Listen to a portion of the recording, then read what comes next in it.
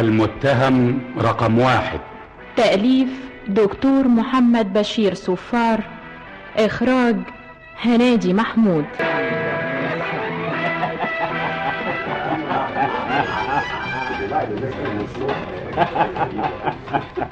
ايه يا توحة؟ انت نسيت روحك ولا ايه؟ انت بتقول ايه؟ دي رابع ازازة تفتحها يا حلاوة. عليا اتشل ما حد حاول. قولي له يا قمر، يا احلى قمر في الدنيا. مش نقوم بقى؟ قوم انت. الله، انت هتقلبها دراما ولا ايه يا تيف؟ احنا ورانا ايه يا جدع؟ والدك يا اخ زمانه نايم في العسل نوم. طب والست والدتك؟ الله، وبعدين معاك يا توفيق. سيبك منه سيبك منه. ام فتحي بقى عارفه انا فين، وعارفه كمان اني ايه مش راجع الا وش الفجر. زي كل مرة مش كده؟ سيبينا بقى، سيبينا خلينا نتمتع بالفن الشرقي. ايوه يا ست، يا عظمه على عظمه على قمر قمر، ايه اللي بتعمليه ده؟ ايه بعمل ايه؟ حاطه ايدك في جيبه ليه؟ بطلع فلوس. ليه تاني؟ الله، عشان انقط الرقصة جاية علينا يا جاي. سيبها يا تيفا سيبها، عيب، هي عارفه الاصول. يا عديم الاصول. انتم احرار. احنا مش احرار، احنا بقى مبسوطين يا تيفا. قمر، ها؟ انت بتقسمي النقطة نص ليكي ونص للرقاصة، وبعدين بقى في الشوشرة اللي انت عاملها دي. قمر الله، قمر، فينا من طناش؟ طب عايز ايه؟ كلك نظر، بدل ما تنصصي فرقي على 3 يا حبي. وجب رزق الهب. سقف يا جدع انت هو.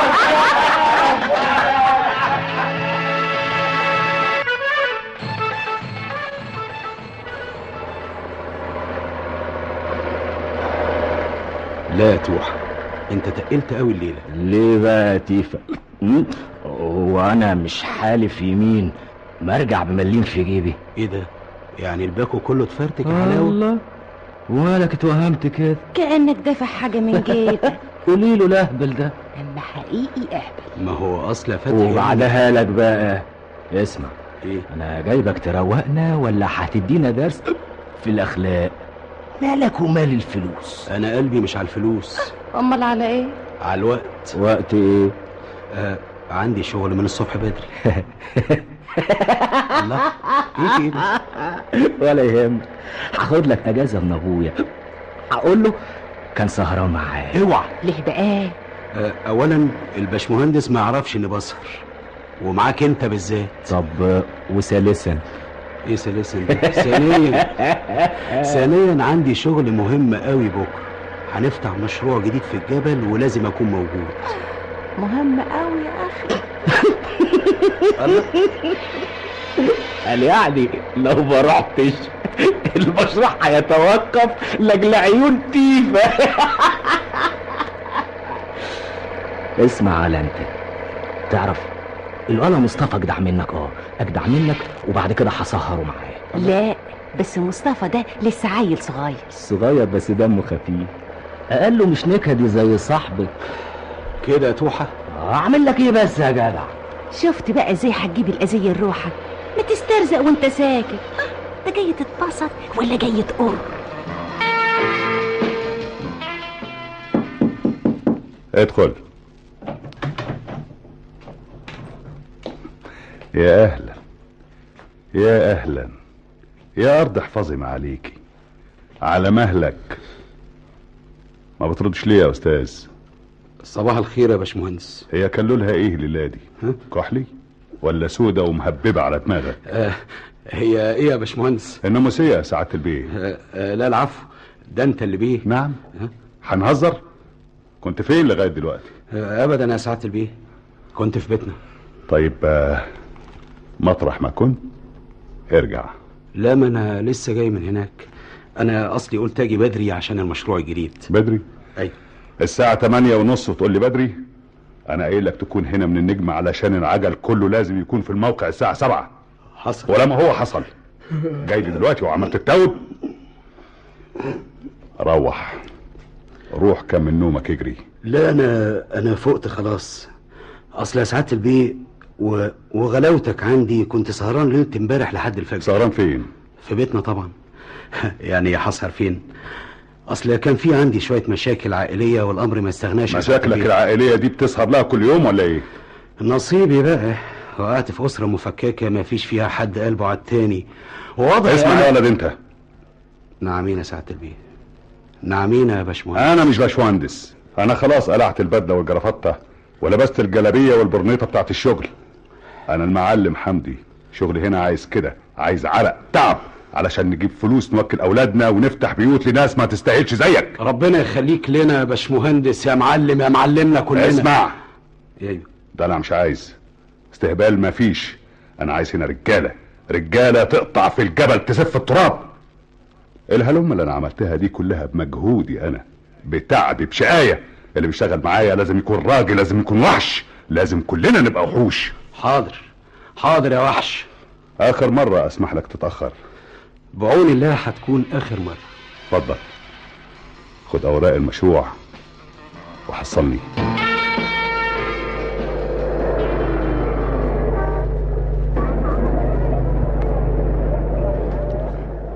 ايه ده درش؟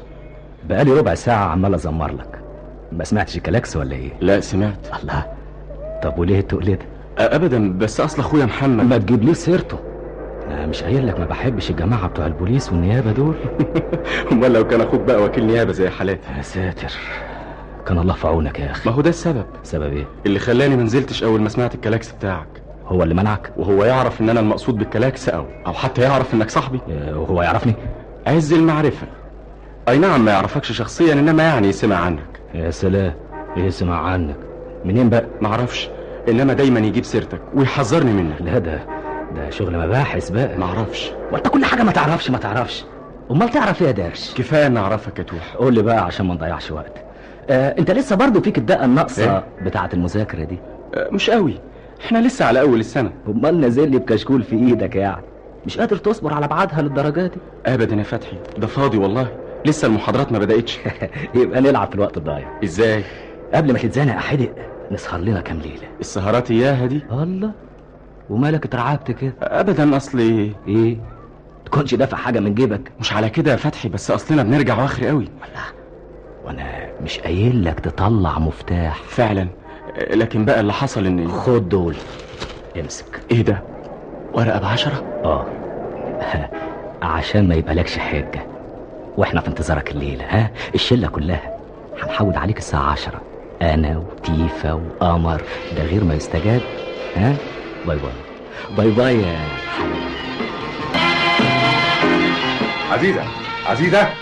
عزيزة. خير يا حمدي، مالك؟ من الصبح بنادي عليكي، ده كلام برضه؟ ما انا جاهزه اهو، بس كنت إيه؟ كنت بتصل بالتليفون بالبوتيكات اللي رايحه لها علشان اقول لهم اني جايه. خلاص اهو. مش ده اللي انا عايزك علشانه. امال في ايه؟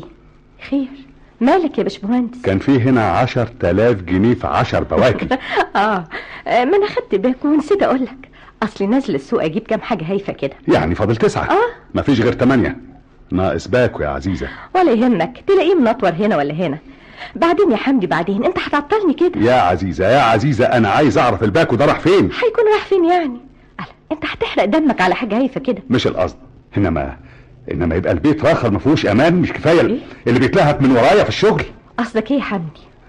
حد مد ايده على الفلوس يا عزيزة. ايه ده؟ البيت فيه حراميه يعني ولا ايه؟ معلوم في حرامي هنا سرق الباكو. حاسب على كلامك يا حمدي. ما اعتقدش ان دي اول مرة لاني ما بعدش فلوسي. ايه؟ والمرة اللي خدت بالي فيها من العدد ظهرت السرقة. اديني التليفون، انا لازم ابلغ النيابة. حمدي، يظهر ان النهارده مش هيعدي على خير. يعني ايه يا عزيزة؟ بقول لك حصلت سرقة وفي هنا حرامي مد ايده على الباكو. كلامك مظبوط يا بابا، انا الحرامي. فتحي، توحة، ايه يا ابني الكلام اللي بتقوله ده؟ اجيب لك التليفون يا باشمهندس. اسكتي يا عزيزة، ما تتكلميش. فتحي. ايوه. ايه يا ابني الموضوع بالظبط؟ الموضوع ان انا عزيزة وبعدين معاكي. بابا سوري، انا اسف، ما كنتش احسب ان حضرتك عايز الفلوس دي كده اهو بالبساطة دي. الله، طب وهو ايه اللي هيعقدها بس؟ اولا انك تاخد الفلوس من غير استئذان. فتحي دي مش فلوسك يا فتحي. بابا يا حبيبي، هو في فرق بين فلوسي وفلوس حضرتك؟ الله، مش حضرتك دايما تقول لنا الكلام ده؟ يسلم بقك يا توحة. ثانيا وده المهم، 1000 جنيه. 1000 جنيه تعمل بيهم ايه يا ابني؟ ده باكو واحد يا حمدي. عزيزة، انا بوجه الكلام للولد. ما هي دي غلطتك، هتفضل لغاية امتى تقول عليه ولد؟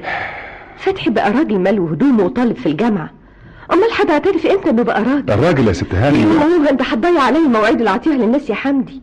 انت متصدق تتفتح في الكلام؟ خلي الموضوع بعدين، ابقى تفهم فيه مع فتحي على رواقه كده اهو. ايوه كده اهو. طيب خلاص بقى، اديك اطمنت ان الفلوس ما خرجتش بره. ابننا حبيبنا اللي خدها يا حمدي. هو احنا في ديك الساعه، هو احنا حيلتنا غيره يا حمدي؟ يلا اتوحى يا حبيبي. على فين يا ماما يا حبيبتي؟ توصلني للسوق، هجيب شويه حاجات وديك معايا، لو احتجت حاجه اجيب لك بالمره يا روحي. عن اذنك يا باشمهندس.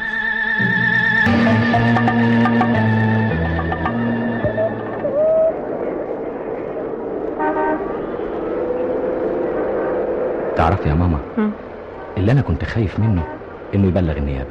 هو عشان كده اتسرعت وقلت امال اعمل ايه بس يا ماما؟ تسيبني انا اللي اتصرف يا حبيبي. ما علينا، انت عارف بقى انا كنت خايفه من ايه؟ من ايه؟ لا تقل عقلك وتسيب الباقي. اسيب باكل فلوس؟ ده كلام يا ماما. امال نصرف منين؟ مش هنغلب زي كل مره، لكن يعني خساره كنت تسيبني. اللي انا مش قادر افهمه يا ماما، ايه يا عيون ماما؟ بابا مال؟ مش عارف يعني بيدقق على مبلغ هايف زي ده ازاي؟ ايه ده؟ مش عارفه ايه اللي جرى اليومين دول يا توحة. ده ما كانش كده ابدا، يكونش مكسبه ابتدى يخسع ابدا. ده حتى تيفا. مين تيفا؟ توفيق، الولد اللي بيشتغل عنده في المكتب. عارفاه.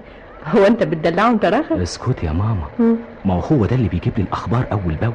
اخبار ايه؟ اخبار المكتب، اخبار الفلوس المتلتله اللي بتدخل جيب الباشمهندس بابا. وبيقول لك ايه؟ بيقول لي ان اقل خبطه بتكسب معاهم كام ارنب. ارنب؟ هو ابوك بيشتغل في الارانب على اخر الزمن؟ امال يا ماما؟ ايه، عامل مزارع؟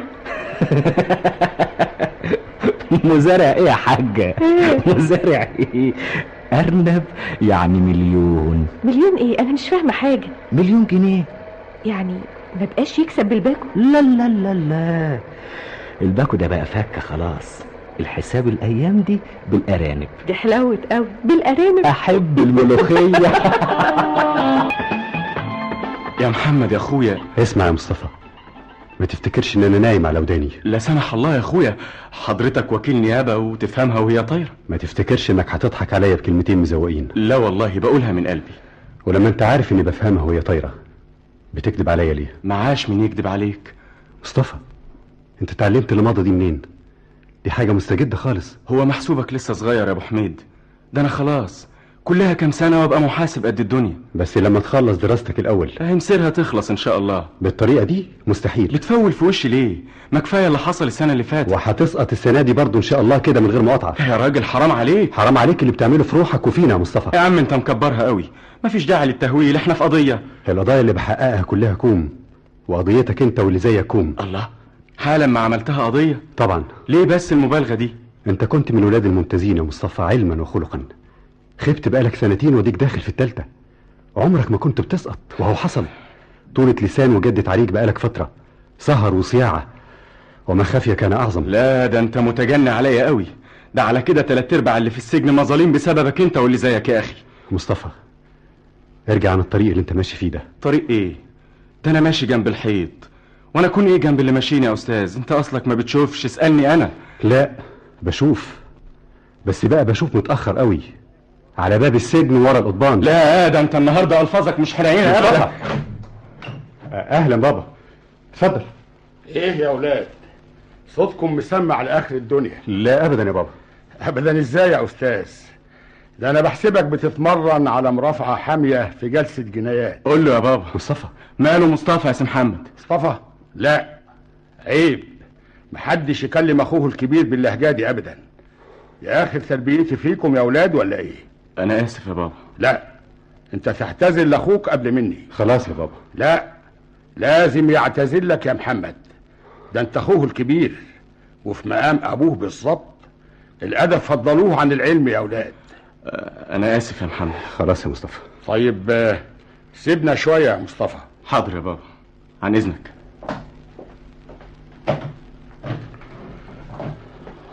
وانت من عندك شويه يا ابو حميد، ده برضو اخوك الصغير، له عليك واجب الحنان والرعايه زي ما ليك عليه حق الاحترام.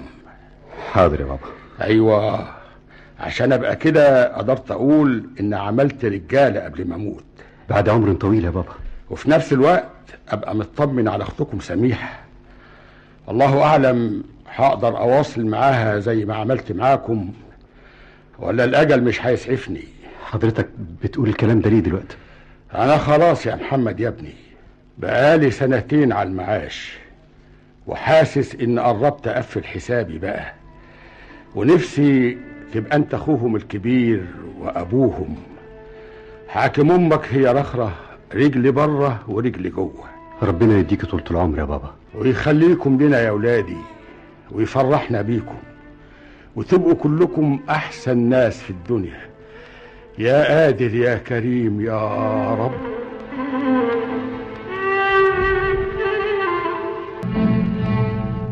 ايه يا سميح، عايزه ايه؟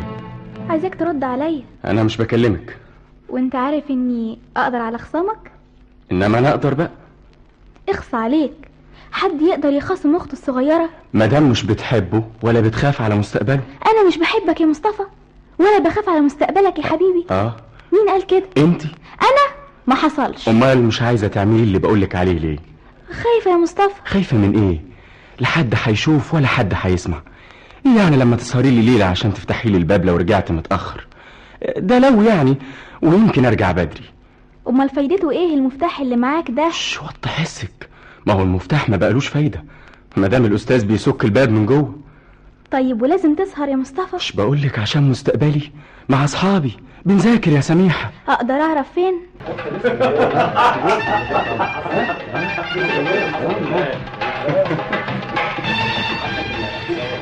احبك يا درش. ايه وتيفا خلاص اتراكن على الرف؟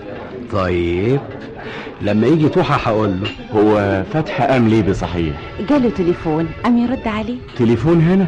ايوه يا سيدي، قالوا له واحده عايزاك على التليفون. ايه انت كنت نايم ساعتها يا حلاوه؟ لا مش نايم، بس متقل العيار حبتين. اهو ضحى وصل اهو. كده بقى هتحلاوي.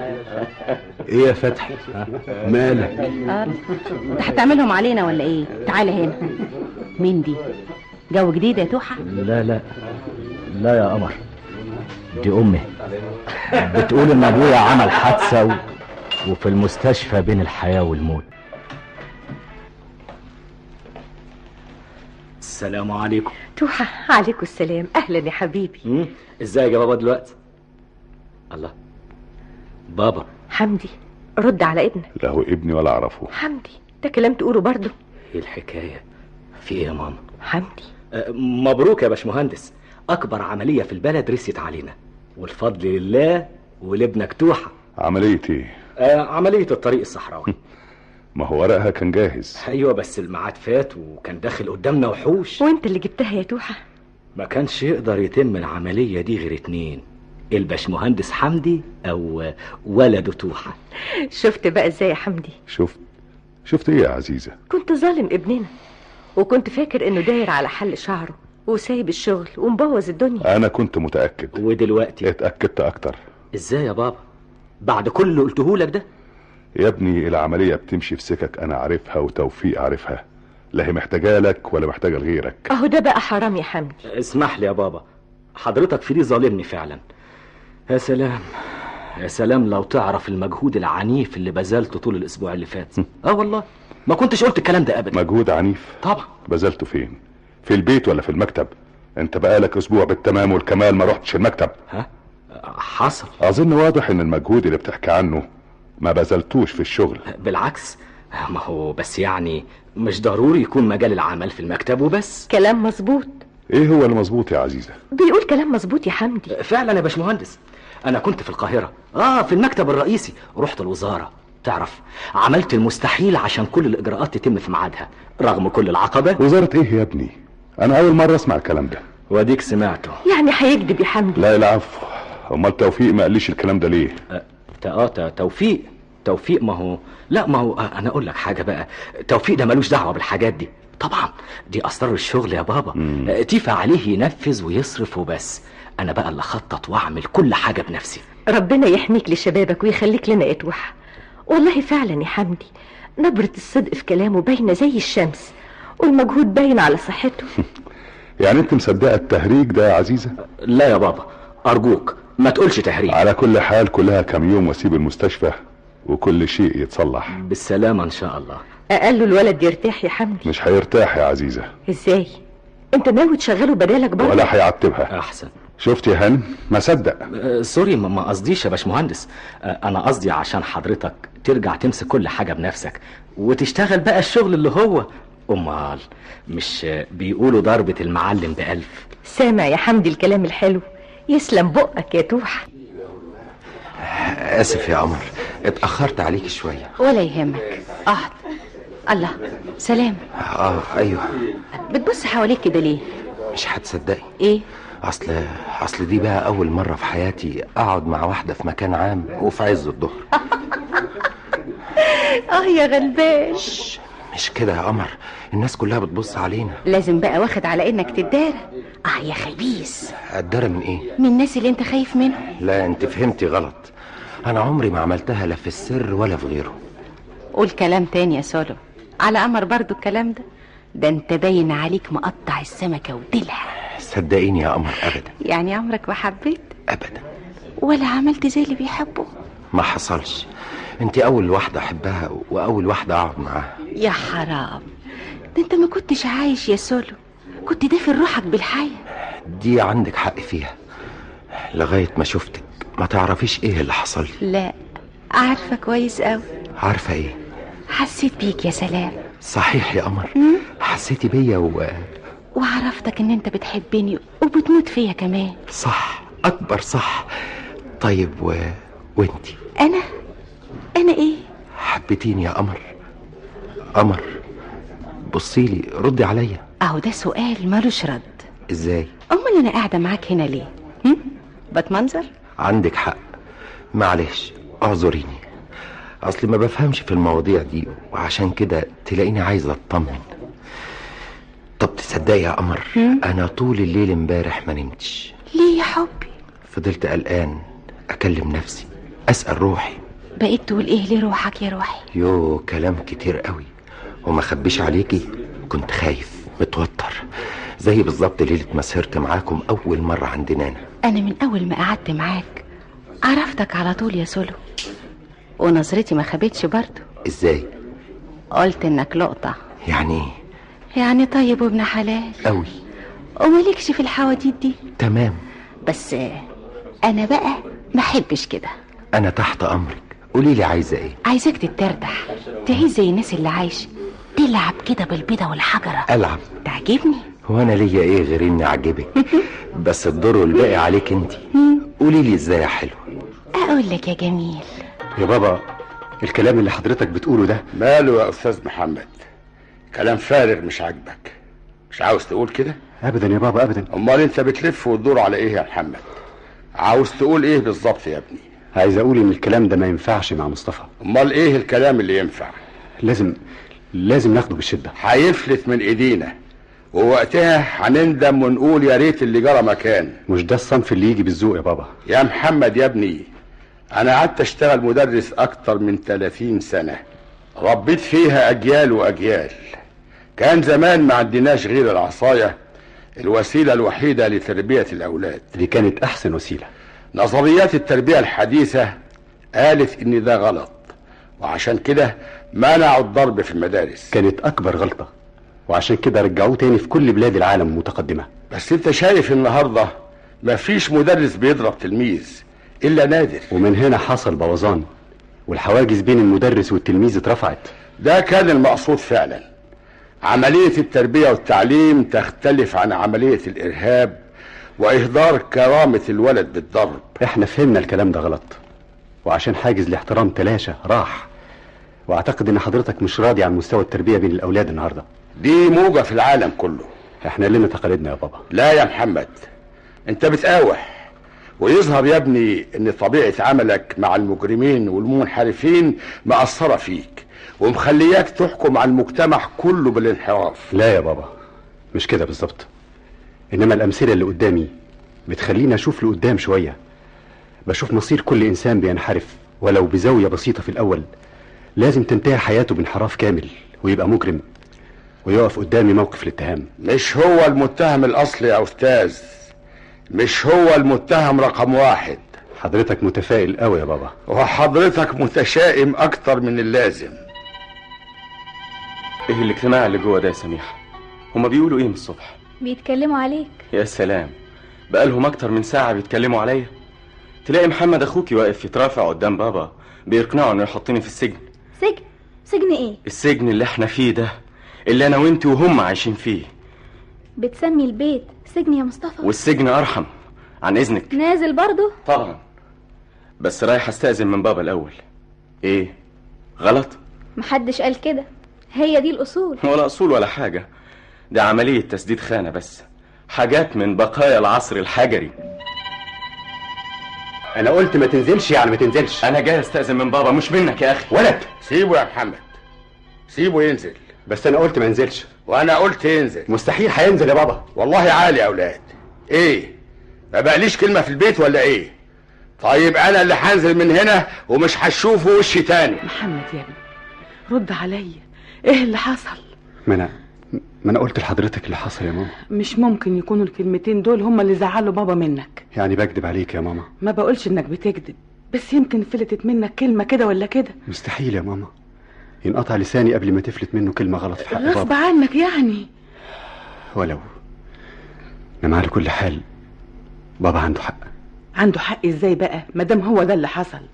ده ما يستدعيش ابدا انه يصمم ينزل ويسيب البيت. خلاص بقى يا ماما، حضرتك اقنعتيه وما سابش البيت ولا حاجة. لكن ده زعلان زعل شديد قوي. يمكن طريقتي معاه تعدت حدود الادب شوية، وده اللي خلاه ياخد على خاطره مني. عمرك ما عملتها يا محمد. اصل مصطفى استفزني يا ماما، خلى اعصابي فلتت مني قدام بابا. وانت ايه اللي خلاك تحط نقرك من نقر مصطفى؟ يا ماما احنا هنرجع نتكلم في الموضوع ده تاني. اصلا انا شايفه اليومين دول يعني انك بقول لحضرتك ايه يا ماما، بلاش السيره دي بقى، لا ارجع ازعلك زي ما زعلت بابا. إيه؟ طب مش لما نصفي الموقف الاولاني نبقى ندور على مين تاني نزعله؟ يعني ناوي تصفي الموقف الاولاني؟ طبعا، وده عايز كلام يا ماما. لازم اعتذر لبابا، لازم استسمحه، بس انا خايف يا ماما. خايف منه؟ امال لما يقبلش اعتذاري تبقى مصيبه. لا سيب دي عليا. طب حضرتك مستنيه ايه؟ مستعجل قوي يعني؟ ده انا قاعد من ساعتها على نار. قد ايه انا فرحانه بيك يا محمد. يا ريت بابا كمان يفرح بيا زيك وما يكونش في قلبه اي حاجه من ناحيتي. ما تقولش الكلام ده يا محمد، هو الضفر عمره يطلع من اللحم يا ابني. تسلم الايادي يا امين بيه. تولع؟ اولع. انما ما قلتليش يا حلاوه. ايوه يا استاذ توفيق. ايه بقى عباره استاذ دي بقى؟ انت بتعاملني رسمي ليه يا بيه؟ الشغل شغل حلاوه. ايوه كده افردها الله لا يسيئك. ده لزوم المنظره هنا في المكتب. انا ما اخبيش عليك يا تيفا يا اخويا، حواليا وحوش ياكلوها وهي ولعه. ايه ما انت عارف كلهم في المكاتب دي على ده الحال. ومحسوبك بقى رسماله شويه القبهه والعظمه دول اللي على الفاضي. مش كده برضه يا حلاوه؟ كلام في سرك. السر في بير، اتكلم. ولو ان الكلام ده عمره ما طلع من بقي لحد تاني، لكن انا حاسس ان احنا الاتنين في الهوا سوا. تمام يا امن، الحال من بعضه. اتكلم، فضفض يا حلاوه. الواحد مننا اتعلم وطلعت عينيه في المذاكره، واهله داخوا 7 دخات عشان ياخد الشهاده وخدناها. طز في الشهادات يابا. عليك نور، اديك فهمتها. الدنيا دي مش عايزه شهادات، عايزه فهلاوه، شطاره، حركات. تعجبني. ما هي دي بقى ولا فخر الشهادات اللي محسوبك خدها على كبر. وهي دي اللي توكلك عيش النهارده. بغاشة يا حلاوة، اللي زيه زيك زهق من العيش، طول عمرنا بناكله، ندوق بقى الأصناف اللي هي من هنا بقى لازم شوية إياهم، عشان لما تظهر عليك أياتها نعمة ما تبقاش مستجد، كل الناس تقول لك ده أصله من الأول كده. عملية خم يعني. لا ما تقدرش تقول عليها كده، إنما أهي شيء لزوم الشيء يا حلاوة. ودي احنا والحمد لله ماشيين بما يرضي الله. لا بنهلب ولا بنسرق ولا بنمد ايدينا ناخد من الناس حاجة غصب عنهم. غصب عنهم لا، إنما برضاهم. فيها غلط دي؟ قطع لسانه اللي يقول إن ده غلط. ثم إن يعني اللي بيدفع قرش بياخد قصاده 10 كده ولا لا؟ اسألنا أنا. لا، كان زمان بياخد قصاده 10، لكن دلوقتي 100 و1000، وهو بنخلص للناس أشغالها ونسهل لهم أمورهم ونستفيد من جنبهم. هي دي الفتاكة وإلا فلا. بس بقى إيه؟ مش كل واحد يقدر يعمل كده. قصدك اللي بيسموا نفسهم شرفة؟ ده قصر ديل يزعر. تعجبني يا حلاوة يا ابو ديل انت يا جميل.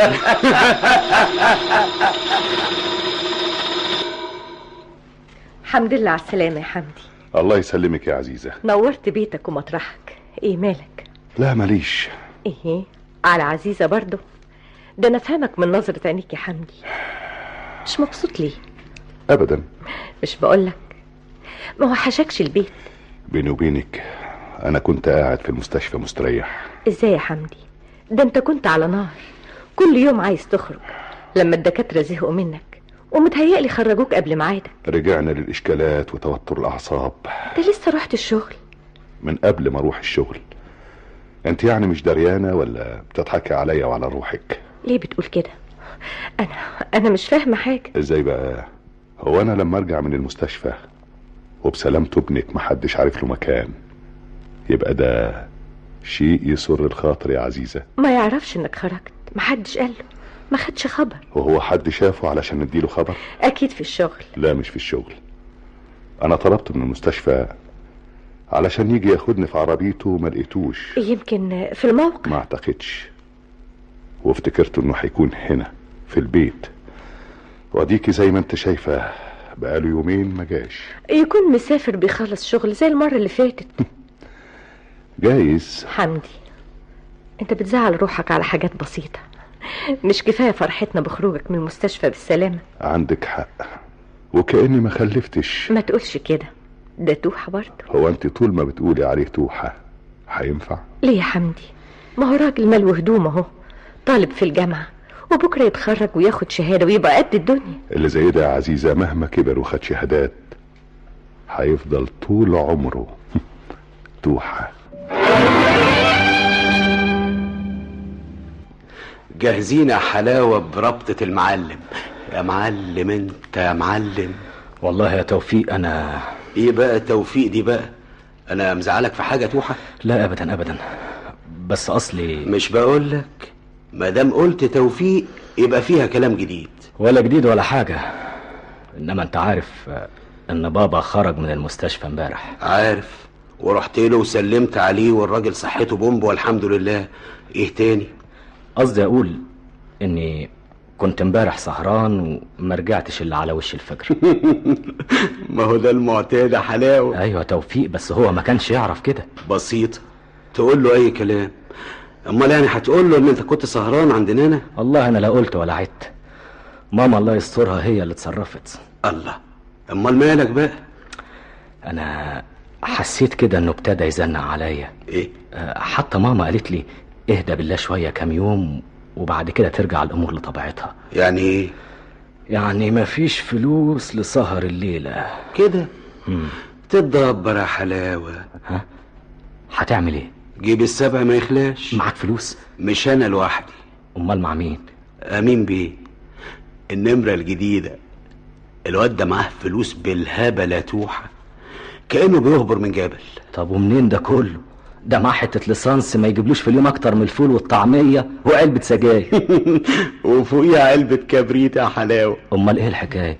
ما انت عارف، فتك حرك يعرف من اين تؤكل الكتف يا حلاوة. ولو ان اللي زي ده ما بقاش يكفيه الكتف بس، لا ده ما يملاش عينه غير البهيمة كلها. كده بما يرضي الله. لا ده انت متأزم قوي يا مصطفى. قوي يا سميحة. ما خلاص بقى، محمد اعتذر لبابا وبابا قبل اعتذاره ورجع كل شيء زي الاول. مش ده اللي في دماغي. امال ايه تاني؟ الفلوس يا سموحة. الشلة كلها متريشة، والفلوس في ايدين الواحد منهم زي ورق الكوتشينة، ومحسوبك قاعد طيشة. كلهم عاملين عليا اسبوع، حتى البت قمر 7 هي كمان، وانا الوحيد اللي فيهم. مصطفى انا شامه ريحه شياط. انا مش شامم حاجة. كلامك مش مظبوط النهارده. اول مره اسمعك بتتكلم عن الفلوس بالطريقه دي، وعمرك ما تأزمت من حاجه زي ما انت متأزم دلوقتي. تفرج قوي. الليله قبل بكره، اما كنت ابقى 7 يا ولاد الايه. ايه يا جدعان جرالكم ايه يا حلاوة انت وهو وهي؟ الله، عامل غاغة ليه يا تيفا؟ شايف يا توحة؟ درش قاعد في ملكوت لوحده، وسلم حاطط راسه في راس قمر ونازلين ودودة.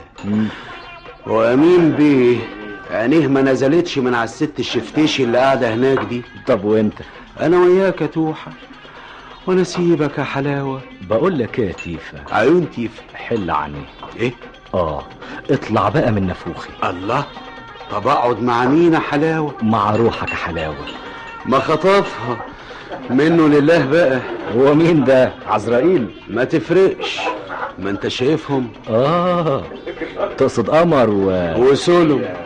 علمناه الشحاتة، سبقنا على الابواب. القلب وما يريد يا حلاوة. لا، موضوع القلب ده بره اللعبة. ليه بقى؟ مش بيحبوا بعض؟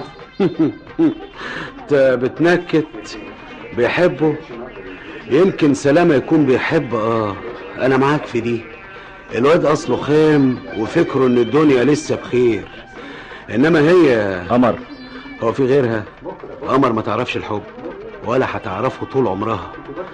قمر يا صاحبي ما تعرفش غير حب الفلوس، وده حبها الاول والاخير، عبادتها. كلنا بنحب الفلوس وبس. ما تقولش كلنا. ايه بقى؟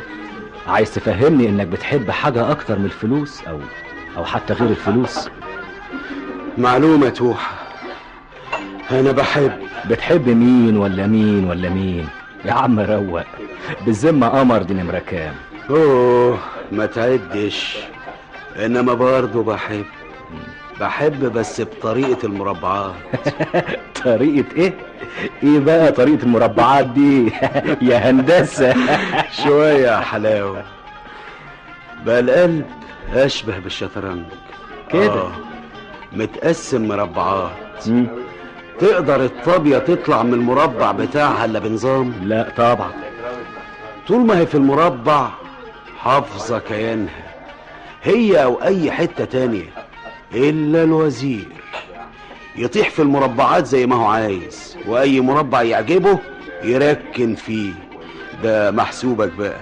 المربع اللي ما يجيش على مزاجه يسيبه ويروح لغيره. ايه رأيك؟ والطابية المرة دي كلها الفيل يا حلاوة.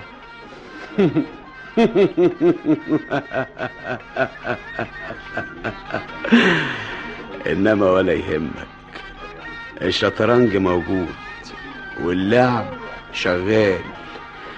ايه يعني ما عجبناش المربع الابيض ننقل على الاسود. المهم مفيش حتة هايفة تخليك تكش.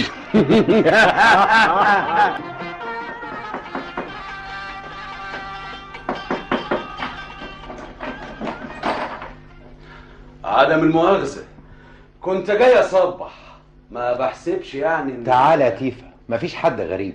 ما تدخل يا توفيق. انا اصلي كنت عند امين بيه وقلت عدى اقول ازاي. هتفضل واقف على الباب كده؟ ادخل ادخل يا راجل. اعطلكم يا حلاوه. لا تعال.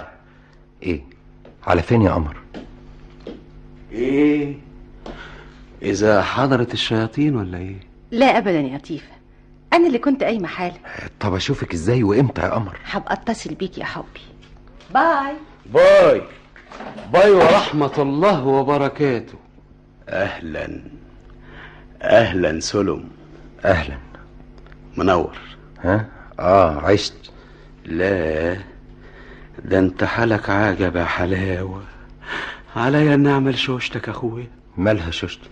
تحت سطح الميه يا حبيبي، انك تغرق. لو اعرف اعوم يا تيفا. لا يهبل، دي حلاوتها في غرقتها. امال اسأل محسوبك، ان ما كنتش تغرق وتبلع ميه وتبربق ويشيلوك مرابعه بين الحياه والموت تبقى ما بتحبش. بس انا بحب يا تيفا. يا ضنايا، اول مره اعرفه ادوقه بعد ما كنت بسمع عنه. ده حلو حلاوه يا واد. بس حاسب منه يا سولو. حاكم الحب ده يا حبيبي زي حاجه كده محطوطه في برميل، من فوق عسل ومن تحت بصل، وكل ما تغوط تقرب من البصل. خليك عايم على وش البرميل احسن. ها ايه سلام؟ خلاص حبيبي كلام خلص. لا يا تيفا اتكلم وانا سامعك. انا اصلي ما كنتش اعرف الحاجات دي. ولا كنت تعرف هاتوا حاجه. البركه فيك، ما انت اللي جرجرت رجلي. بس بمزاجك. لا يا تيفا غصب عني، حكم الظروف. ظروف ايه يا حلاوه؟ انت هتعمل لي زي اللي بتقولك بصرف على ايتام وابويا وامي من العواجز؟ ما تبطلوا النغمه دي بقى يا حلاوه. بص يا اخويا، ما حدش بيموت من جوه اليومين دول. يمكن في ناس بتموت من كتر الشبع. وناس بتموت من الحسره يا تيفا. حسره ازاي؟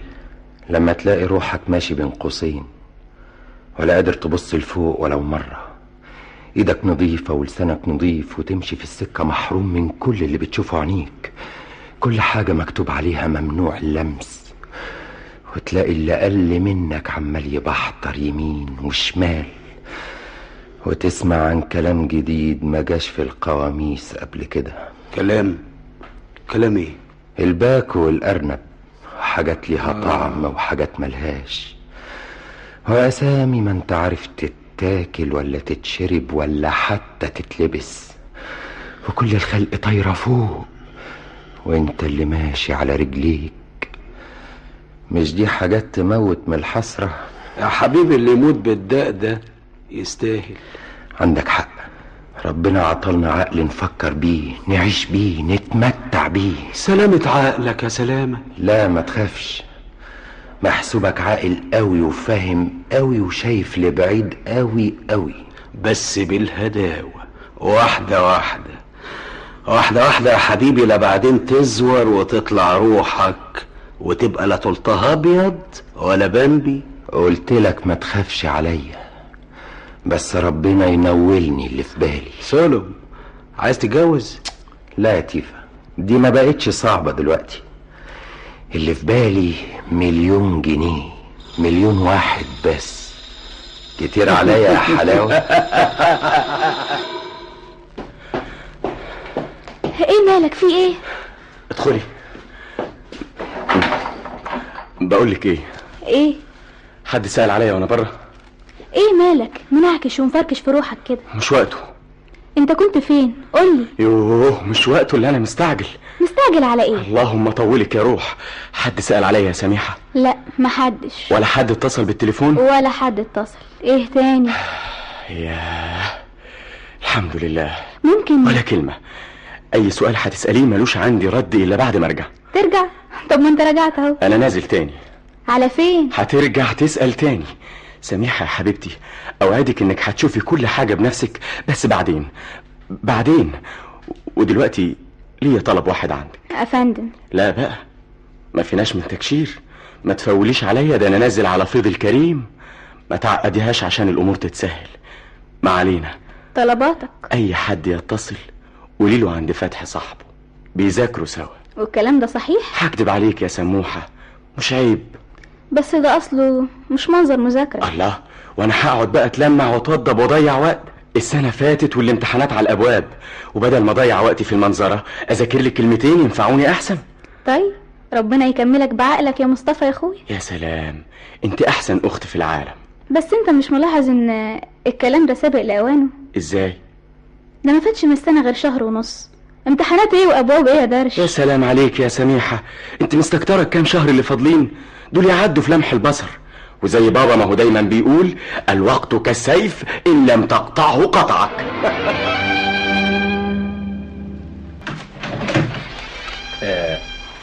صباح الخير. آسف، مساء الخير. ها، حضرتك مين؟ حضرتك انت مين؟ أنا فتحي. وانا سميحة. سميحة أخت؟ أيوة يا أستاذ، أي خدمة؟ الأستاذ محمد بيه موجود؟ لا. الحمد لله. طب والأخ مصطفى؟ نزل من شوية. راح فين يا أنسة؟ ما تعرفيش؟ الحقيقة هو بيقول إنه راح لواحد صاحبه يذاكر. أنا أعرف صحابه كلهم. مين فيهم؟ فتحي. ما هو أنا فتحي. حضرتك نسيتي ولا إيه؟ أمال مصطفى فين؟ ما هو أنا جاي أسأل عنه. أنا بقالي يومين ما شفتوش. بقالك يومين ما شفتوش؟ غريبة قوي. طيب يبقى فين؟ معلش أنا آسف. يظهر إن مصطفى كذب عليا المرة دي. ما تظلمهوش بسرعة، يمكن راح لي ما لقانيش، حود على تيفا. مين تيفا؟ ده توفيق صاحبنا برضه في الجامعة معانا. طيب تحب تتفضل تستنى جوه؟ يا ريت، بس ملوش لزوم، يمكن يتأخر ولا حد تاني يجي ولا حاجة. مش فاهمة. على كل حال أنا هرجع له تاني. في انتظارك. عن إذنك. مع السلامة. ما خلاص، ادخلي حضرتك واقفلي الباب. لا اتفضل حضرتك. هو معقول اقفل الباب في وشك؟ اركب يا مصطفى، اركب، أنا عايزك ضروري. أنا اتأخرت يا توحة ولازم أكون دلوقتي حالا في البيت. طب اركب، مش هأخرك. أنا كنت عندكم في البيت. امتى؟ مفيش ربع ساعة وقابلتني أختك الأمورة. كنت عايز ايه؟ مصطفى انت عارف اني مش بثق في حد في الدنيا زيك. انا جاي اقولك على حاجة محدش يعرفها غيرك. وايه هي يا توحة؟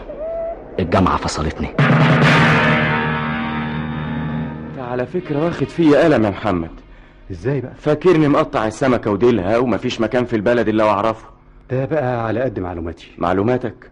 هو انت مدور ورايا مباحث ولا ايه؟ هو انا قدرت اعملها وما عملتهاش يا مصطفى؟ للدرجة دي؟ بس اقول ايه، هو صحيح الاجراء سهل، لكن هقول ايه، ادوني تقرير مباحث عن نشاط اخويا، يبقى عيب قوي. يعني ما عملتش كده يا محمد؟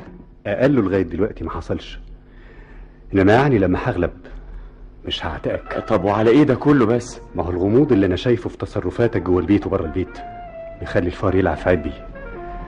حاسس كده انك مخبي حاجه عليا. بيتهيألك. في نفس الوقت اللي بلاقيك فيه انت وسميحه دايما بتتكلموا في مواضيع خاصه. زي ايه يعني؟ معرفش. يبقى ما حصلش. اصل الكلام ما انتش عايز تقعد معايا ولا عايز تصارحني بحاجه. ما هو لو في داعي لده كله ما كنتش هتأخر يا ابو حميد. ده غير اني مش فاضي، ما عنديش وقت. العمليه اصلها زنقت يا استاذ، زنقت قوي. لا ما هو باين.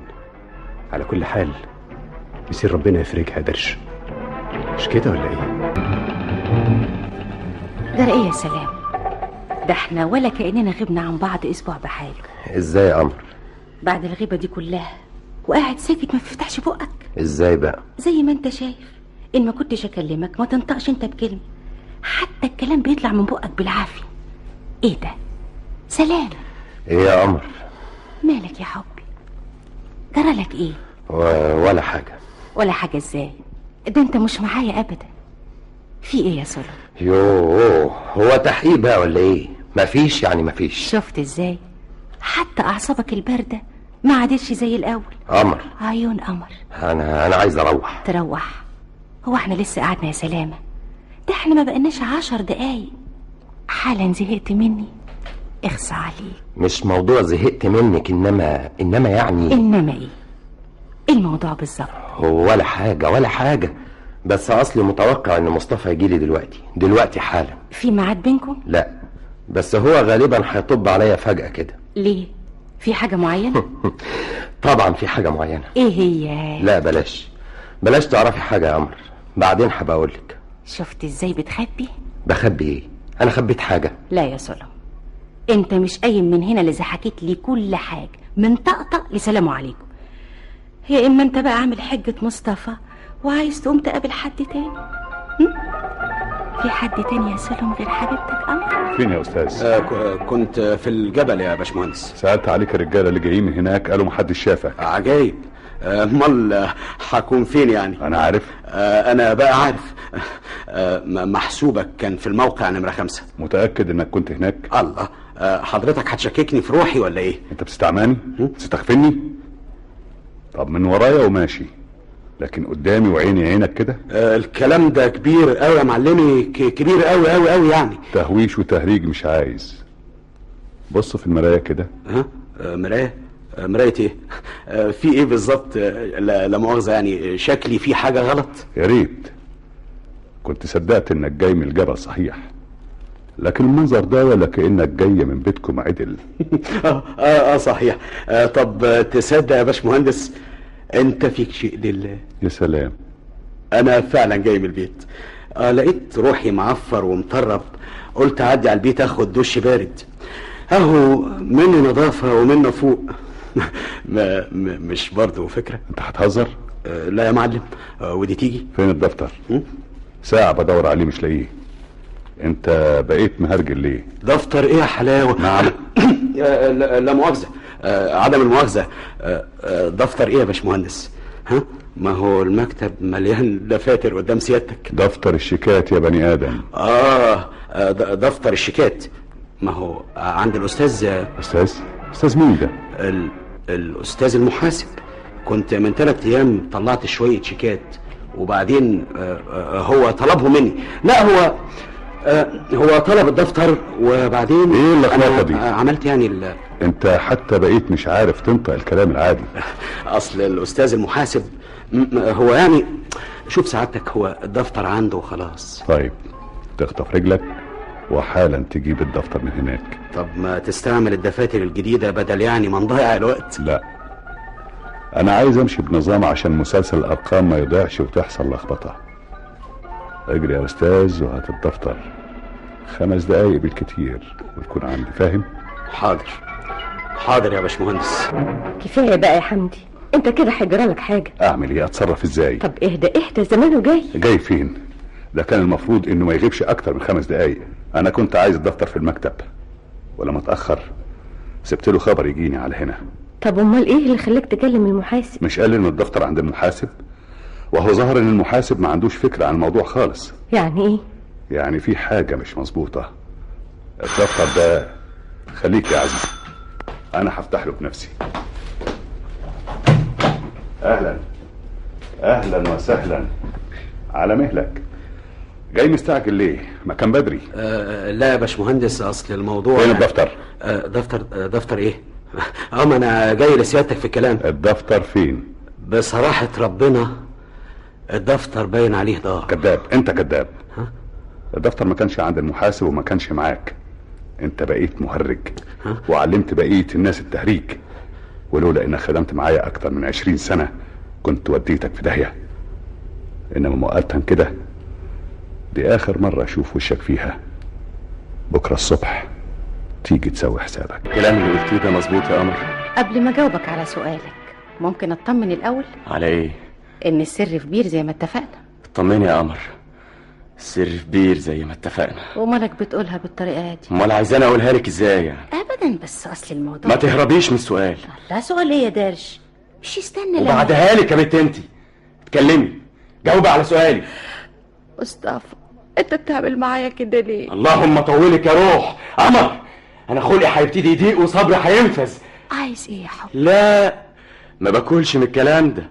خلي شويه بتوعك دول تيف هالي سولم، لكن درش. ايه انت هتقول لي؟ انما وحياتك عندي يا مصطفى، انا بقول الكلام ده من جوه قلبي. ما علينا. انت متاكده من الكلام اللي قلتهولي على سميحه وفتحي؟ ايوه يا مصطفى. وشفتيهم بعينك فعلا عند سلامه؟ انا ما قلتش كده، انا قلت اني شفتهم قاعدين مع بعض في الكازينو. وايه الفرق؟ ليه يا مصطفى؟ دي حاجة ودي حاجة خالص. يبقى عشان كده فتحي كان جوه ومرضيش يفتح لي الباب. كانت معاه الهانم. معقولة دي يا مصطفى؟ هو في حاجة دلوقتي ما بقتش معقولة؟ كل شيء ممكن يحصل، وكل شيء بيحصل فعلا. معلش يا سلم. سلم؟ وايه اللي جاب سيرته دلوقتي؟ مش مكفيه ان كلهم بيستغفلوني؟ هو كمان بيكملها؟ حاكم كانت ناقصاه هو اخر. لا، وكان فكر انه اهبل. شفت بقى مين اللي طلع اهبل؟ لا ما تكبرهاش امال يا درش. عندك حق، وانا اكبرها ليه؟ ما هي ما البنات بتعمل. سامحة لسه صغيرة، بكرة تعقل، مش كده ولا ايه مصطفى؟ الله، طب بتبصلي كده ليه؟ انا نايمة مروحة، انت منظرك يرعب يا مامي.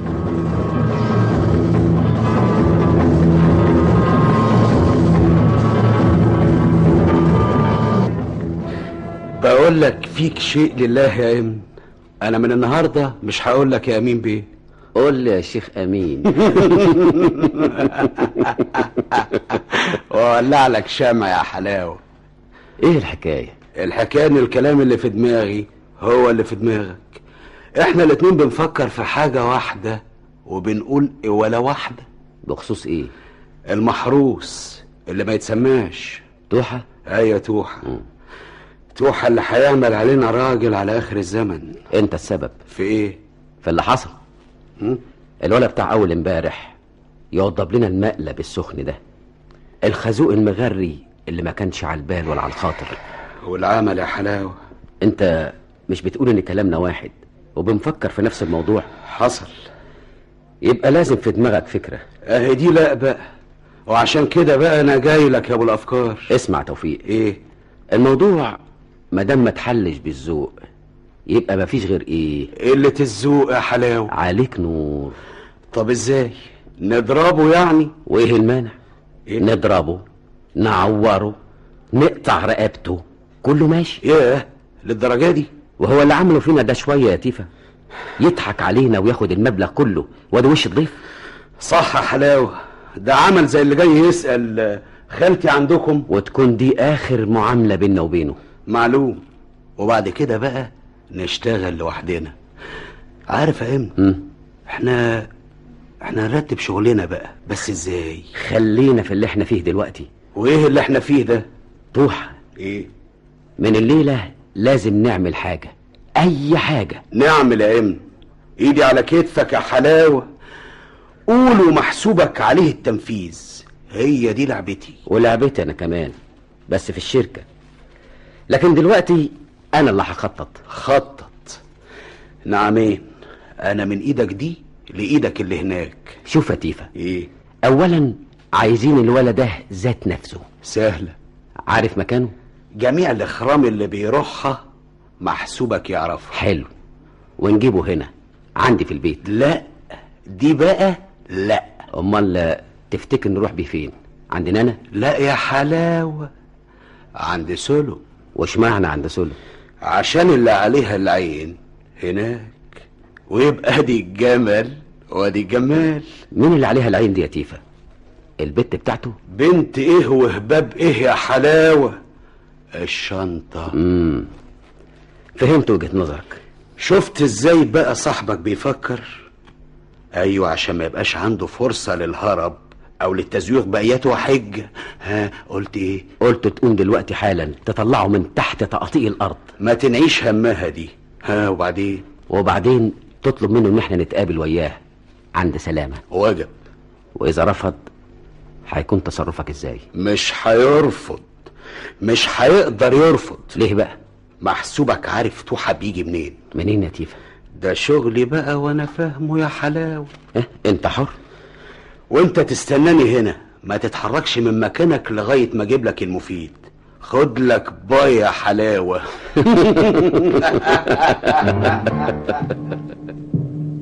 انا عمري ما شفتك بالشكل ده يا حمدي. يعني ايه يا عزيزه؟ حاجه غريبه قوي. الولد بقاله 3 ايام بره البيت، لا حس ولا خبر، وانت ولا انت هنا.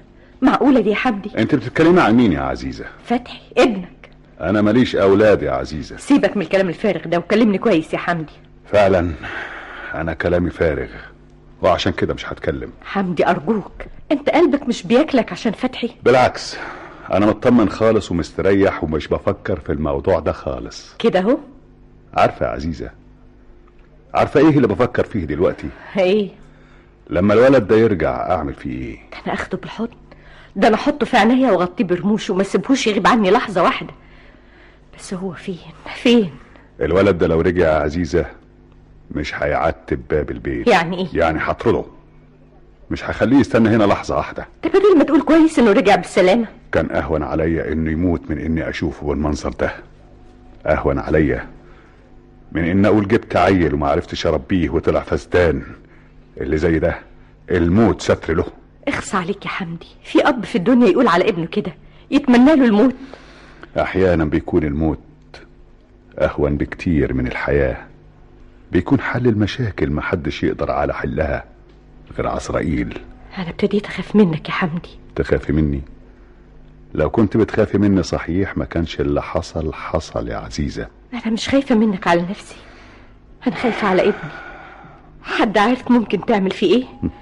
لا، ده انت اتغيرت قوي يا حمدي، ما بقتش طبيعي ابدا. بقولك ايه، صباح على خير. ما بتردش ليه يا مصطفى؟ عايزة ايه؟ لا انت من غير فلسفة، عايزة ايه؟ بكلمك من ساعتها، ما بتردش ليه؟ ارد على ايه؟ يظهر انك سرحان على الاخر. ايه يا درش؟ ايه في ايه؟ عايزة مني ايه؟ لا انت مش طبيعي ابدا، عن اذنك. لا تعالي تعالي يا سميحة، تعالي. ايوه كده يا سي مصطفى. انا اسف، انا اصلي معلش، اعذريني يا سميحة. اللي انت متوتر على الاخر. ابدا، بس زي ما تقولي يعني. ايه يا مصطفى، مالك؟ ماليش. في حاجة مضايقاك؟ قولها يا اخويا، ده انا طول عمري سرك. ما هو ده. ايه يا مصطفى، سكت ليه؟ ما تتكلم. اتكلم اقول ايه؟ مفيش حاجة اتكلم فيها. لا انت بالطريقة دي هتخوفني. اخوفك من ايه؟ من نفسك. يا سلام، درجات بتخاف يا سميحة؟ بخاف من كل الدنيا الا منك يا مصطفى. صحيح يا سميحة؟ طبعا. وعارف مش بخاف منك ليه؟ عشان بحبك. بتحبيني؟ ياه. ايه يا مصطفى، انت بتشك في كده؟ ابدا. امال ليه مستغرب الكلام ده مني ليه؟ لا اصل انا يعني هو لما واحدة امورة وحلوة زيك تيجي تحب، ما تحبش اخوها؟ ازاي بقى؟ امال هتحب مين؟ تحب اي حد تاني يعني، زي كل البنات ما بتعمل، ولا ايه؟ قصدك ايه يا مصطفى؟ اهلا يا ابو حميد، تعال اتفضل. ايه قطعت عليكم الكلام زي كل مرة؟ كلام ايه؟ اتفضل يا ابي، هتفضل واقف كده واحنا قاعدين؟ على كل حال انا. ايه يا مصطفى، قايم ليه؟ خارج. على فين يا استاذ؟ ما كنت قاعد بتتكلم في امان الله. ايه اللي حصل؟ ولا حاجة، عندي ميعاد مهم. ميعاد مهم كده جه فجأة؟ رايح فين؟ مطرح ما انا رايح. ما تحل عندي بقى يا اخي. ايه ده؟ ماله مصطفى يا سميحة؟ مصطفى مش طبيعي يا ابي، متوتر واعصابه فلتة. انا خايفة عليه. خايفة؟ ما تخافيش عليه، ده جن مصور. انا خايفة منه. خايفة منه؟ ليه؟ ابدا، اصله ممكن يعمل اي حاجة وهو في الحالة دي. هيعمل ايه اكتر من اللي بيعمله؟ خلاص مصطفى عياره فلت، واللي كان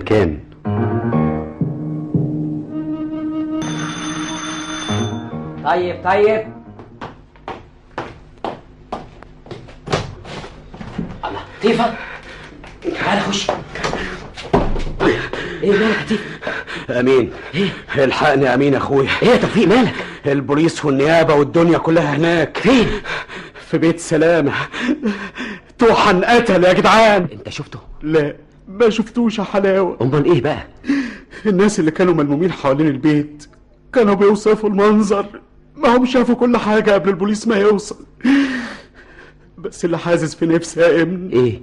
اني حاولت ادخل اشوفه، اعمل اياته حاجة البوليس منعني.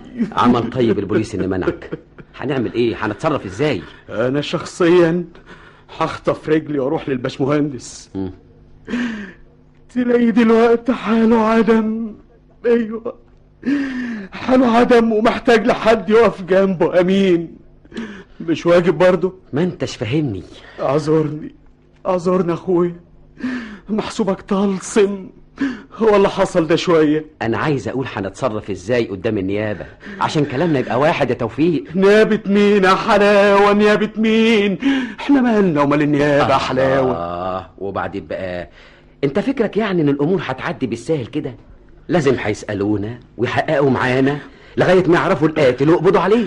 الله، هو انا ما قلتلكش؟ لا، مش قبضوا على ولا سلم. الله، هو سلامة اللي قتله يا توفيق؟ علمك يا حلاوه، علمك. انما انا شفتهم حاطينه في الحديد. خلاص يبقى مفيش غيره. ايه؟ اهبل ويعملها. مش عايز. ده ليمون يا مصطفى، عاملهولك بايديا. مين قالك ان انا عايز اي حاجه؟ من غير ما تقول. اشرب بس وهدي اعصابك. اعصابي؟ مالها اعصابي؟ انت مش شايف روحك يا مصطفى؟ انا مش عايز كتر كلام، مش عايز ليمون، مش عايزك في وشي انت كمان. ليه يا اخويا؟ هو انا كنت عملت لك حاجه؟ بعدين بقى. اهدى بس يا مصطفى، ده انت من ساعه ما جيت من بره وانت قاعد لوحدك حابس روحك في الاوضه ومش طايق حد يكلمك. ليه؟ انا حر. الله. طب مش واجب برضو اروقك؟ تروقيني انت؟ ليه لا يا مصطفى؟ ابعد عني يا بنت انت. ابعد عنك ليه بس؟ اخرجي بره. مش خارجه قبل ما اعرف ايه اللي مضايقك للدرجه دي.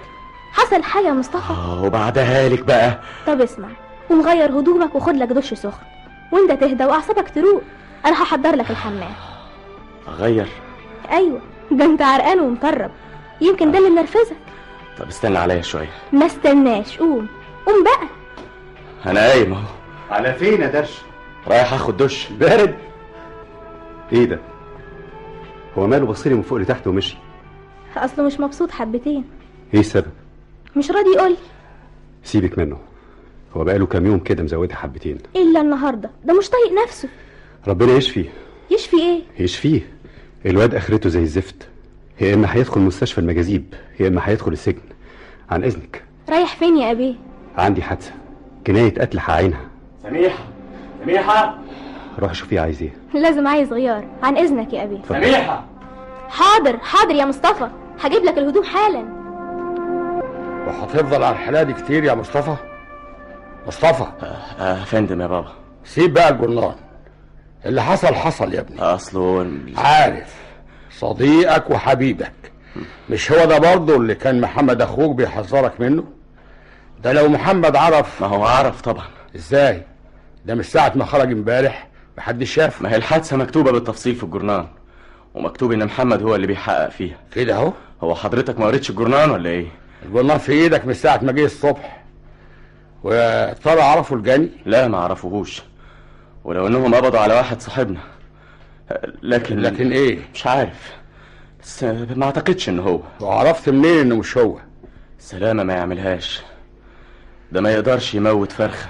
مش شرط يا ابني، وقت الشر الانسان بينقلب لوحش كاسر. صحيح، عندك حق يا بابا. اديني الجرنان. ليه؟ كفاية بقى، انت عايزه ليه؟ تلاقيك قريته 20 مرة. فعلا، اتفضل. دي صورته يا مصطفى؟ ايوه. ليه؟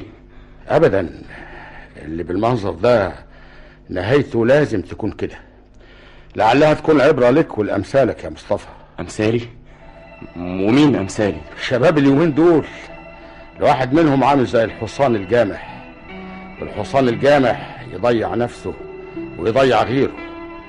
مش كده ولا ايه يا درش؟ مش قادرة يا ماما، مش قادرة. ولزومه ايه العياط؟ خلاص اللي حصل. انت عارفة انا بعيط ليه؟ اعمل ايه دلوقتي؟ دبريني يا ماما. وبعدين معاكي، لو حد من اخواتك دخل ولقاكي بتعيطي هنقول لهم ايه؟ بتعيط على فتحي؟ لا، قولي لهم بتعيط على نفسها. سميحة خليكي عاقلة، امسكي نفسك شوية وكلميني يا سميحة. هكلمك اقول لك ايه بس؟ قولي له اللي حصل. هقول لك ايه ولا ايه؟ قولي لي اللي انت قريتيه في الجورنال. الجورنال؟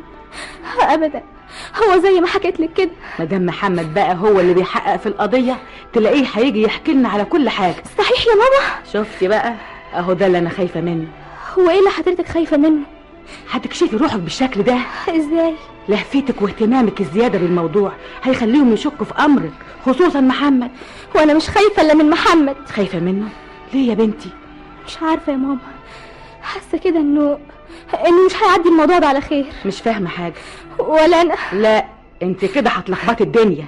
امسكي اعصابك شويه يا سميحه. هحاول يا ماما. اسمعيني يا بنتي. نعمين يا ماما. ما تروحي تقعدي عند خالتك اليومين دول، اعصابك تستريح لغايه الهوجه دي ما تعدي. ايه رايك؟ لا لا لا لا يا ماما، ما اقدرش اسيب البيت ده ابدا ابدا. ليه؟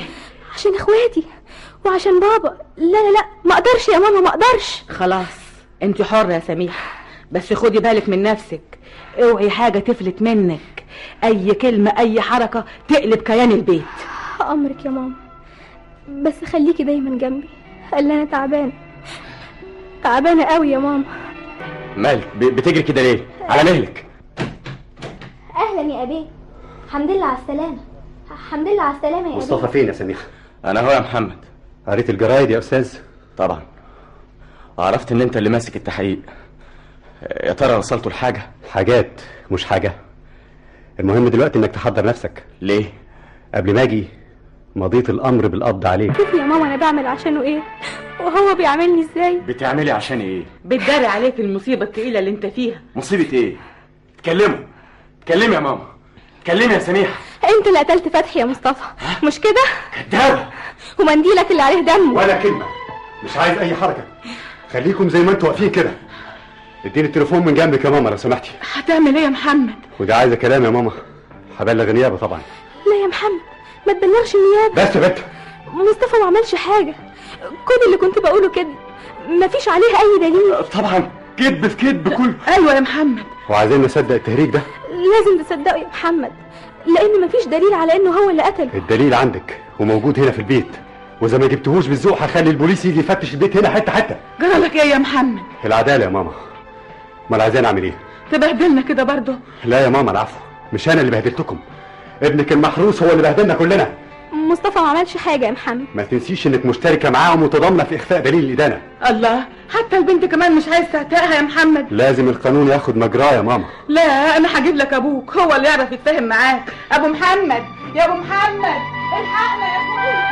انت جيت يا توحة. عزيزة فتحي تعالى يا حبيبي جنبي. انا حمدي يا عزيزة. هو ايه اللي جابك؟ ها ايه اللي جابك؟ جاي اسأل عليك هنا في المستشفى. ازاي حالك دلوقتي؟ كنت كويسة من شوية. وبعدين ايه اللي حصل؟ بقيت زي الزفت دلوقتي. معلش، هي الحالة دي كده، حبة تروح وحبة تيجي يا عزيزة. حالة ايه يا اخي؟ انت مجنون؟ انا اللي مجنون يا عزيزة؟ طول ما كان جنبي كنت قاعدة كويس ومبسوطة، بكلمه وبيكلمني. هو مين ده؟ ولما مشي زعلت تاني، اتضايقت، كنت عايزة اروح معاه يا حمدي مرضيش. لا انا اللي ما قدرتش اتحرك. مين يا عزيزة اللي بتقولي عليه ده؟ فتحي، توحة ابن حبيبي. سبتني ليه يا توحة؟ طب اهدي يا عزيزة، اهدي. مش ههدى قبل ما يرجع لي تاني. يرجع لك منين بس يا عزيزة؟ مش كده، كفاية ان انت بتعمليه في روحك وفيا، كفاية. بقالنا على الحال ده شهور، انا خلاص فاض بيا. بذمتك يا حمدي مش وحشك؟ لا حول ولا قوة الا بالله. لكن انت قلبك قاسي، كنت عايزه يموت، مش كده يا حمدي؟ بتبصلي كده ليه؟ اتكلم، قول. اقول ايه بس؟ قول انك هتجيب لي فتحي وهشوفه وهقعد معاه وهعمل له كل اللي هو عايزه، هديله الفلوس اللي يطلبها، هجوزه زي ما كان عايز، بس يجي. مش هو هيجي يا حمدي؟ لا حول ولا قوة الا بالله. فتحي، توحة تعالى لي يا فتحي. عزيزة انا مش قادرة اجيلك. دكتور محمود الحقني يا دكتور، رجعت لها الحالة تاني. بالهداوة يا ابني، بالهداوة يا بابا ارجوك، انا اللي بترجاك يا محمد. حضرتك بتضيع وقت وبكده بتديله فرصة ممكن يعمل فيها اي حاجة غلط. هو مين ده؟ مصطفى جوه في الأوضة، وامك واختك معاه ومعاهم الدكتور. حضرتك جبت الدكتور ليه؟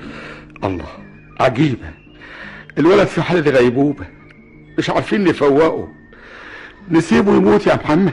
ما قلتش كده يا بابا، لكن احنا كنا نقدر نفوقه. خفت عليه يا محمد. قلب الاب يا ابني. بكره تخلف وتعرف قد ايه الضنا غالي يا ابني. انا اتعقدت خلاص من الجواز والولاد والدنيا كلها. وده كلام؟ وايه اللي عقدك؟ مصطفى طبعا. مش ممكن اتجوز واخلف ولد زيه. لما تربيه كويس يا ابني زي ما ربيتك انا كده هيبقى انسان ممتاز زيك. ما حضرتك اللي ربيت مصطفى برضه؟ لا، مصطفى تربية المجتمع يا محمد، المدرسة والشارع والأصدقاء. هو مصطفى كان بيقعد معانا طول النهار أكتر من ساعة أو ساعتين يا ابني. يعني دي غلطتنا؟ غلطة الظروف. الوقت هيسرقنا يا بابا، حضرتك منعني من اني اتصل بالبوليس. لازم اخد اجراء حالا. ما تتصرحش يا محمد، بلاش تعمل حاجة وترجع تندم عليها. الحاجة الوحيدة اللي انا ندمان عليها انا سمعت كلام ماما. ده كلام تقوله يا استاذ؟ لو كنت اتصرفت بسرعة ما كانش ده حصل. عاوز تسلم اخوك بايدك للبوليس؟ للقانون يا بابا، ويقف قدام المحكمة ويتحكم عليه ان شاء الله بالاعدام. هو لوحده؟ هو وكل اللي اشتركوا معاه في الجريمة لو كانوا شركاء. كلنا شركاته في الجريمة. انا معاك يا بابا، انا وانت وماما وسميحة والمجتمع والناس، لكن القانون ما بيقولش كده. بيقول ان سيبك من القانون حبتين. مش ممكن. عشان خاطري فكر بطريقة تانية ولو للحظة. ازاي يا بابا؟ بلاش تكون الاستاذ محمد وكيل النيابة. ما اكون ايه؟ محمد الانسان. مفيش فرق، وكيل النيابة جواه انسان برضه. ما قلتش حاجة، بس عايز الانسان فيك يتكلم بلسان الاخ، الاب، الام، الاخت.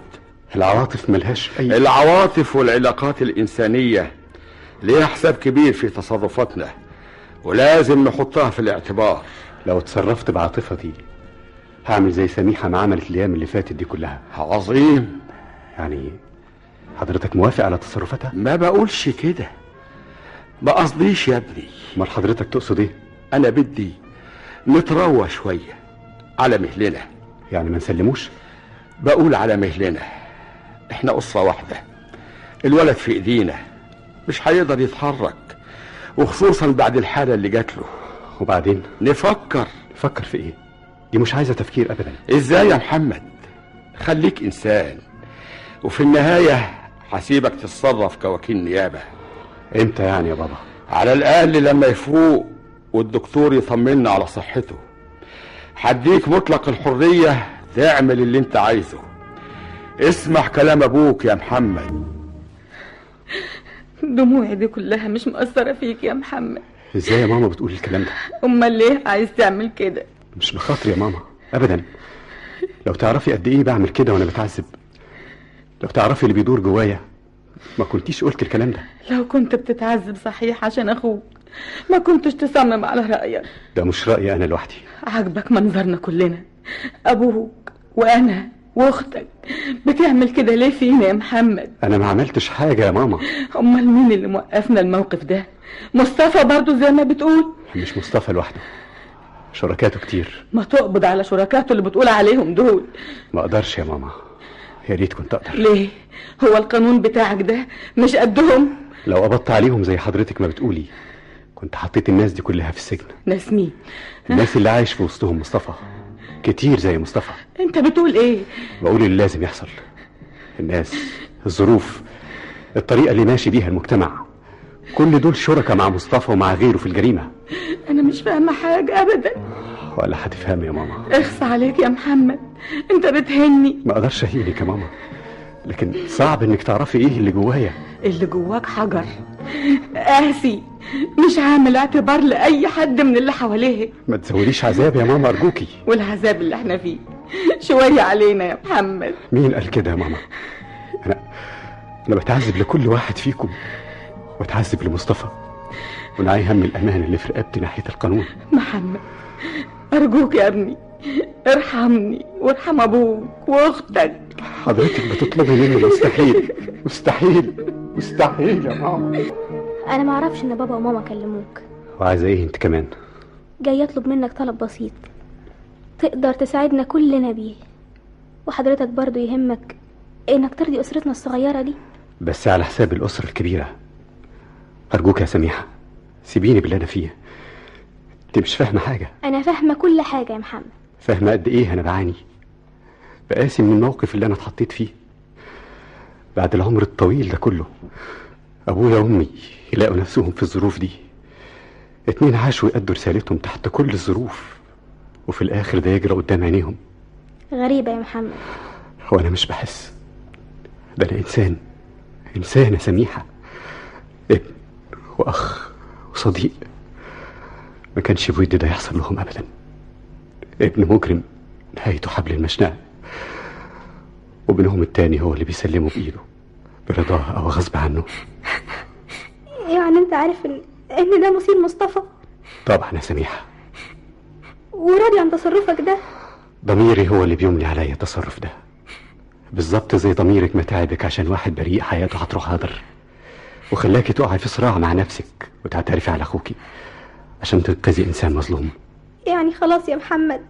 سميحه، انا ان ما سلمتش مصطفى بايدي القانون مش هيسيبه، وفي النهايه النتيجه هتكون واحده، بس ضميري هيفضل تعبان طول العمر. هحس بعقده الذنب اني ما اديتش واجب مقدس، امانه لازم اديها على اكمل وجه. اهلا يا استاذ محمد، صباح النور. اتفضل. خليك زي ما انت. ده مكتبك يا راجل؟ لا يا لطفي، انا قدمت طلب التنحي عن التحقيق في القضيه، والسيد رئيس النيابه قبله، والمفروض ان انت اللي هتباشر التحقيق. طيب اقعد. يا ده انت باين عليك الارهاق الشديد. والله ما نمتش امبارح يا لطفي. كان الله في عونك. اللي انت عملته ده اثر على اعصابك وصحتك تمام. الحقيقه مش هو ده بالظبط. في ايه تاني؟ مصطفى ماله؟ كانت حالته الصحيه والعصبيه سيئه طبعا من الموقف اللي حصل، وجاله دكتور قدر يفوقه. اول ما فاق طلع يجري. ايه، يهرب؟ لا، كان عايز يرمي نفسه من الشباك. لحقناه بالعافيه وقدرت اسيطر عليه وهديته، ولما فاق لروحه وادرك الموقف ابتدى يدخل في المرحله اياها الندم. ايوه، وده كان من اصعب المواقف اللي مريت بيها في حياتي.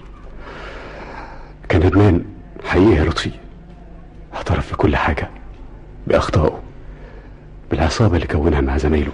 بالمناسبه قبضنا عليهم كلهم وبسهوله. طب كويس.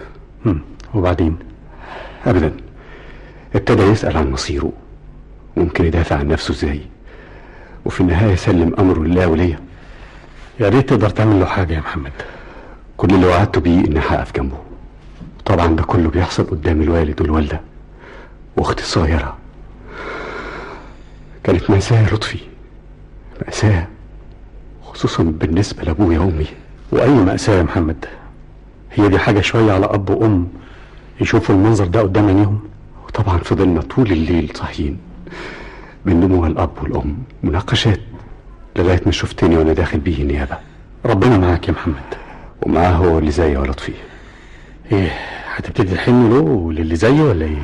حقيقه انا بعد ما اعطيت القانون حقه ابتديت افكر بهدوء.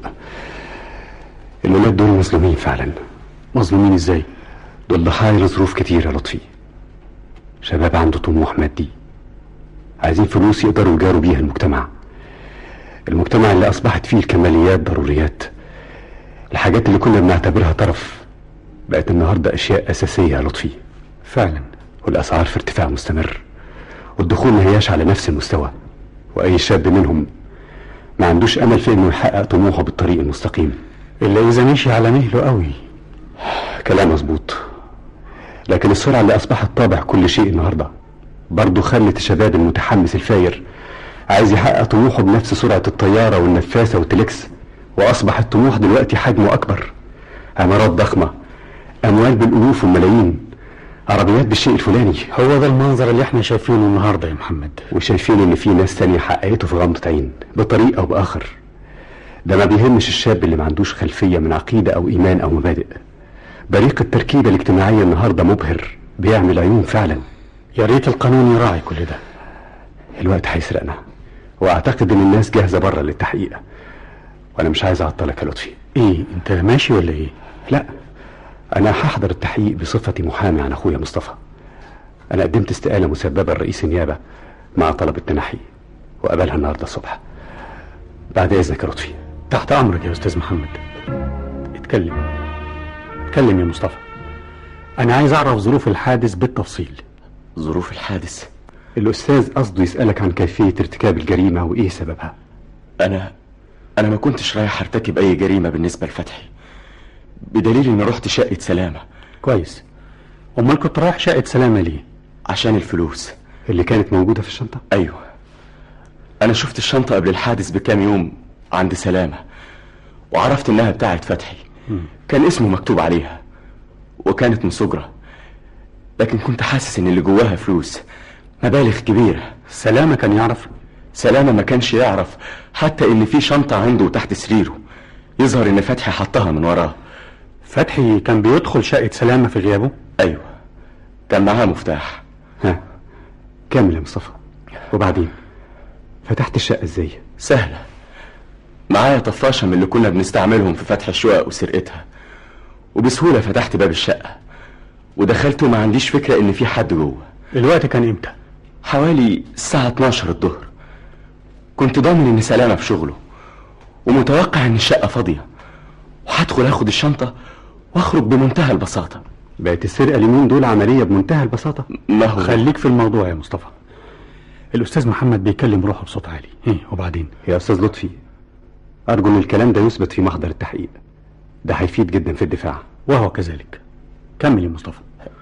انا يا دوب دخلت، مديت ايدي تحت السرير عشان اجيب الشنطة، ما لقيتهاش، وبصيت لقيت فتحي واقف ورايا وهي في ايده. عرف طبعا اني بدور عليها. قال لك ايه؟ الحقيقة اهني جدا، هو دايما كان بيعاملني باحتقار.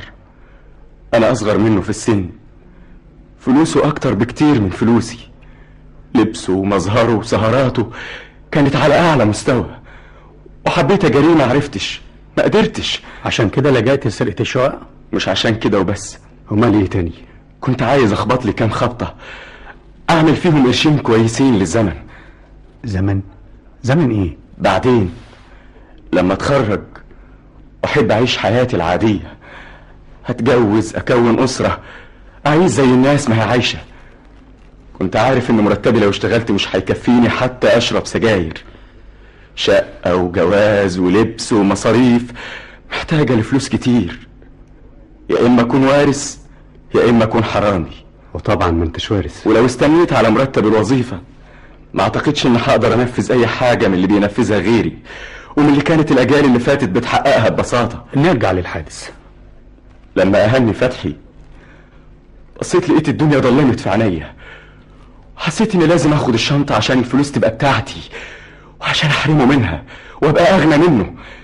يا دوب جاي امد ايدي عليها كان زقها تحت السرير وجاي يمسك فيا عايز يخنقني بايديه. ايوه، خفت، حبيت ادافع عن نفسي. كان معايا مطوة قرن غزال، بدون ما ادري لقيت نفسي بضربه بيها في رقبته. طب ساكت في الحال. وكنت شايل المطوة دي ليه؟ معظم الشبان شايلينها. انت بالذات كنت محتاجها في ايه؟ عشان نشاطك في العصابة؟ لا، عشان السهر في الكباريه. كنا بنتعرض للبلطجية، وكنا دايما نروح متأخرين، نوع من انواع الحماية. وما خدتش الشنطة ليه يا مصطفى؟ منظر فتحي وهو غرقان في دمه نساني انا كنت جاي ليه. فتحت الشقة وجريت. المنديل ده بتاعك؟ ايوه. والدم اللي عليه؟ من فتحي، كام نقطة طرطشوا على وشي، مسحتهم وحطيت المنديل في جيبي. ايه اللي وصل المنديل ده لسميحة اختك؟ اول ما روحت حبيت اخلص من هدومي واتشطفت عشان ما يبانش عليا اي اثر، وعطيت لها الغيار القديم. يظهر انها بتفضي جيوب البنطلون، لقيت المنديل وخبته. عندك اقوال تانية يا مصطفى؟ لا يا فندم. اي طلبات يا استاذ محمد؟ شكرا لطفي، انما انا بدي احضر تحقيق بقية الناس. حالا هدخلهم بالدور، بس ناخد شهادة سميحة الاول. والاستاذ وكيل النيابة استدعى مصطفى ثاني ليه؟ عشان يواجهوا باقوال سميحة. انا ما كلمتش في حاجة. انت قلتي كل حاجة، لكن مصطفى يظهر انه ما حبش يجيب سيرة العلاقة اللي كانت بينك وبين فتحي والغلطة اللي حصلت لك، عشان كده وكيل النيابة حب يستوفي النقطة دي. ها بابا، حضرتك بقى تاخد سميحة وتروحوا لماما. هي ازيها دلوقتي؟ لسه في المستشفى بين ايادي الله. على كل حال انا هستنى هنا، لغايه بقيه المتهمين لو استكمل التحقيق معاهم، وبحصلكم على المستشفى. فلوس ايه يا استاذ؟ دي فلوسك يا استاذ حمدي، والنيابه قررت انها ترجعها لك. انا مش عايز الفلوس دي مش فلوسي. امال فلوس مين؟ دي بتاعت الناس اللي انا ظلمتهم. كنت بمشي شغلي بالاكراميات، بالرشوه، سرقه من الحكومه ومن الناس عشان اعمل ثروه اورثها لابني، لان كنت حاسس انه مش هيقدر يواجه مجتمع كله ماديات، كل حاجه فيه لها تمن، حتى الاخلاق ممكن تدفع تمنها وتشتريها وتشتري اصحابها. مش كل الناس يا باشمهندس. الاستثناء ملوش حكم يا استاذ. خدوا الفلوس رجعوها لاصحابها اللي جمعتها علشانه ضاع، والفلوس ضاعت، وانا كمان زي ما حضرتك شايف في حالة ضياع.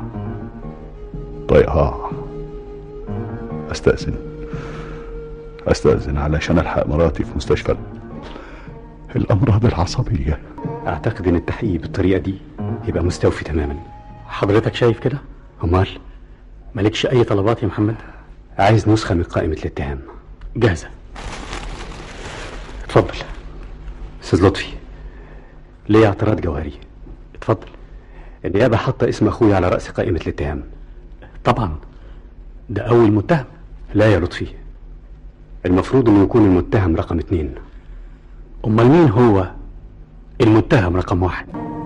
المتهم رقم 1 قام بالتمثيل عايدة حسن إسماعيل، أمين هاشم، فريال المصري، أحمد الخطيب، صفاء صفوت، مبروك عبد العزيز، أمين بدوي، أسامة عبد الوهاب، منير سالم، صلاح الدمرداش، مجدي محجوب، سعيد حسني، والصوت الجديد جيهان ممدوح. الهندسة الصوتية حسن محمد حسن، أمال أحمد، ناهد صالح، عايدة عطوة، وعفاف مرعي. المتهم رقم 1 تأليف دكتور محمد بشير صفار، إخراج هنادي محمود.